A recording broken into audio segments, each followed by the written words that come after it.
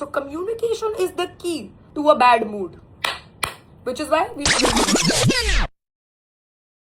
I know that everyone says that communication is the key to a healthy relationship. You should communicate. You should tell them what hurt you. You should fight and then resolve. Let me tell you why you shouldn't communicate. Basically, एक औरत जब अपने boyfriend से लड़ाई करती है, she wants one of these two things. Number one, you want him to be as hurt as you are. तुम्हें लगता है कि अगर तुम उसे 1 घंटे का प्रवचन दोगी, अगर तुम उसे 1,00,000 वर्ड्स का मैसेज लिख के भेजोगी, तो उसको समझ आएगा कि तुम्हें कितना हर्ट हुआ है, और वो देख के कि मेरी बेबी इतनी हर्ट है, वो भी हर्ट हो जाएगा, दुखी हो जाएगा, नस काटने पे आ जाएगा अपनी. And realistically that is never going to happen, क्योंकि जो बातें तुम्हें हर्ट करती हैं और इतनी बड़ी लगती हैं, उन बातों पे तो वो ध्यान ही नहीं देता है. तो जब वो तुम्हारा मैसेज पढ़ता है तो उसे लगता है कि तुम क्रेजी हो क्या, साइको हो क्या, ये सब क्या नोटिस कर रही हो तुम. मैं लास्ट 9 साल से लड़कों को डेट कर रही हूं, and every single time I fought with any one of my boyfriends, मुझे ऐसा लगता है कि आज तो ये रात को सो नहीं पाएगा, and they have slept like a baby. खराटे मारे हैं उन्होंने मेरे सामने. इतना कम फर्क पड़ता है लॉन्डो को हमारे इश्यूज से. Which brings us to our second reason. You want him to do something or say something जिससे ये सब कुछ फिक्स हो जाए. You want him to say the right thing. And इतिहास गवाह रहा है कि आज तक किसी लड़के ने कभी किसी आर्ग्यूमेंट में सही चीज तो बोली नहीं है. In fact, they say something that pisses you off